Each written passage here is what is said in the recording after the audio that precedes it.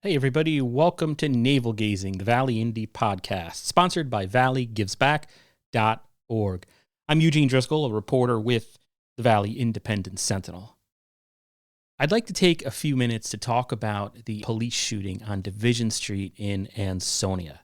There have been several posts on social media from residents complaining that the news stories have been too confusing or too poorly written, and a few of the same questions or comments keep popping up on social media.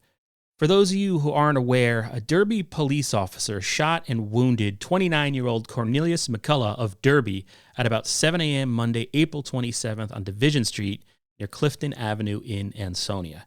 Division Street is the literal border between Ansonia and Derby. McCullough was taken to Bridgeport Hospital. He was not seriously injured. Upon his discharge from the hospital, he was charged by state police at 9:50 p.m. Monday with illegal possession of a handgun and carrying a pistol without a permit. More charges are expected, I've been told. So for people confused, here is the law enforcement version of what happened, broken down to its simplest parts. 1. A Derby police officer is sitting in his patrol car at a light at Division Street and Clifton Avenue, looking up toward Griffin Hospital. 2. McCullough and another person approach the cop in a frantic fashion, allegedly. 3. McCullough pulls out a handgun, shoots at a vehicle driving by. 4. The Derby police officer shoots McCullough, striking him in the leg. That is a long story short from police. Please note that McCullough's family did an interview that was widely seen on WTNH Channel 8 Monday afternoon, during which they disputed parts of that account. It's important to note that state police are conducting a use of force investigation. They were directed to do that by Stephen J. Sedinsky III. He's the state's attorney of the Danbury Judicial District. That report will be eventually made public, but it could take a while to complete. Most recent use of force investigation in the Valley Indies coverage area was in Ansonia, and it took 11 months. That use of force report will go into some of the granular level details that people are seeking out today, but they're just not publicly available yet. It's only a day after this incident. Example, on Facebook, people are saying the officer specifically aimed for McCullough's leg. But like me, the people saying that weren't there. And I presume they didn't talk to the police officer involved. So that assumption is something people are making. They're drawing their own conclusions. Nothing has been said either way. Like it or not, that type of specific information could take a while to come from investigators. At this point, we don't know for sure that state police have interviewed the officer yet. So we have to wait.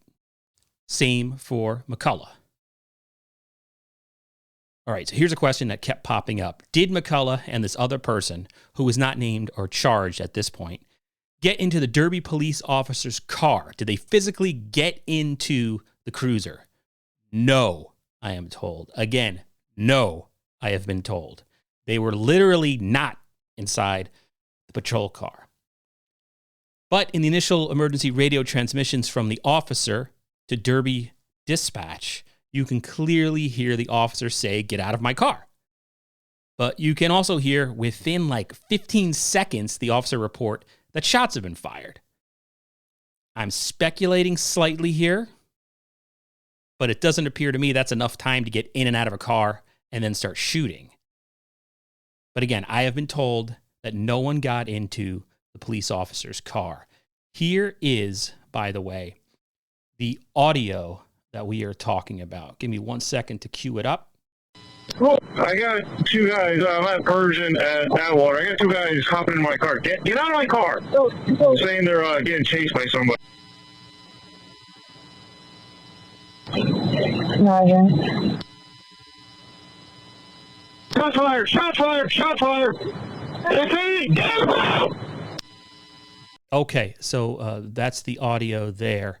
And again, I'm probably speculating here, which I'm trying not to do, but my first impression of that audio and again, it's slight speculation, is that you have an officer suddenly thrust into chaos. He's sitting at a light, minding his own business, and suddenly one or two people are banging on his window.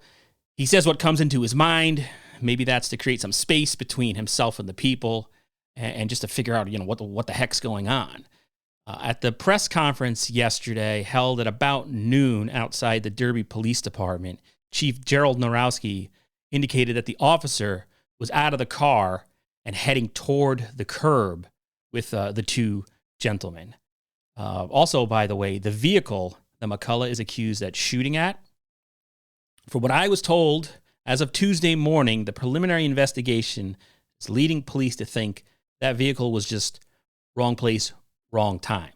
There's nothing at this point to indicate it's connected to anything. But again, there could be more updates coming from state police. State police is the go-to agency in this. So here is Derby Police Chief Gerald Narowski talking about the incident during a press conference at Derby headquarters, Derby Police headquarters. I did live broadcast this, and I apologize for the terrible sound. That was on me. I deleted the video. But here we go. Shortly after 7 a.m., we had a patrol officer at the intersection of Division Street and Atwater Avenue. The officer was stopped at a red traffic light. Two males approached the vehicle and were pounding on the windows in distress. While the officer was trying to determine what type of assistance they needed, he had to move to the curb line. As he was determining that, a vehicle was passing by, driving by the intersection, and one of the two males that were in distress pulled out a handgun and fired several shots into the passing vehicle. Our officer then engaged that suspect that had a weapon and fired at him, striking the suspect. Shortly after that, those two individuals were taken into custody. One was transported to a local hospital with a gunshot wound to the lower extremity. He's in stable condition and being treated there at this time. Okay, so again, Chief Narowski, so you hear him go over what happened. And again, the vehicle that was passing by, it was stopped at the bottom of Division right across from Cumberland Farms next to, I believe that's a Mobil gas station. And that was on scene the whole time. So basically, I just wanted to do a quick audio podcast, sort of not set things straight, just to answer some of the common comments and questions that were coming up regarding this incident. Obviously chaotic, obviously fog of war. We'll see what happens. Lots more has to come out in this, obviously, and the charges that were lodged against Mr. McCullough, that will go through a court process. Courts are public, so more information will definitely be coming out. So maybe there's about 5 more minutes of this press conference with Chief Narowski. So I think what I'll do is just play the remainder of it, just so it's on the record, and if anybody's interested, they can listen to the whole thing. But I won't return at the end of it. I'll just fade out when the press conference is over.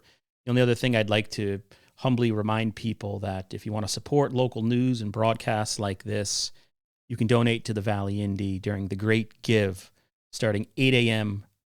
May 4th. Back to Chief Narowski. At this point, a firearm was recovered at the scene, and the scene is active and still being investigated.